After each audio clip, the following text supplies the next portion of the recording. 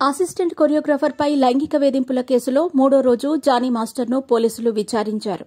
ఇప్పటికే బాధితురాలి నుంచి 2 సార్లు స్టేట్మెంట్ రికార్డు చేసిన పోలీసులు ఆ వివరాల ఆధారంగా జానీని ఎంక్వైరీ చేస్తున్నారు. పోలీసుల కస్టడీలో జానీ కీలక విషయాలు వెల్లడించినట్టు తెలుస్తోంది. తనపై బాధితురాలు చేసిన ఆరోపణలు నిరాధారమైనవన్నాడు జానీ. ఓ టీవీ ప్రోగ్రాం ద్వారా తనకు తానుగా ఆమె పరిచయం చేసుకుందని జానీ తెలిపినట్టు సమాచారం.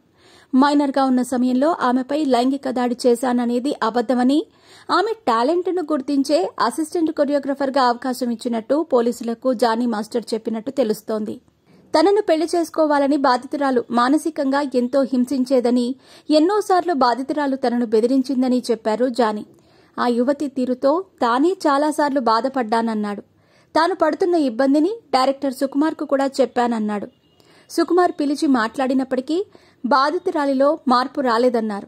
తనపై కుట్ర జరిగిందని, దీని వెనుక ఎవరో ఉన్నారని, తన ఎదుగుదలను ఓర్వలేకనే తనను ఈ కేసులో ఇరికించారని పోలీసుల ఎదుట జానీ మాస్టర్ వాపోయినట్టు సమాచారం.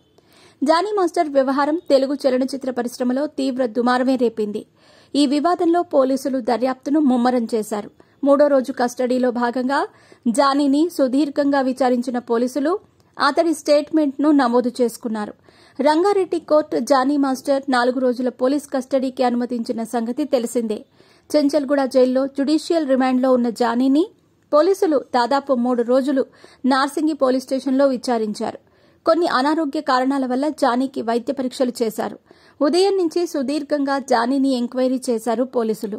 జానీ తనను లైంగికంగా వేధించాడు అంటూ బాధితురాలిచ్చిన స్టేట్మెంట్ ఆధారంగానే పోలీసులు జానీని సుదీర్ఘంగా విచారించారు.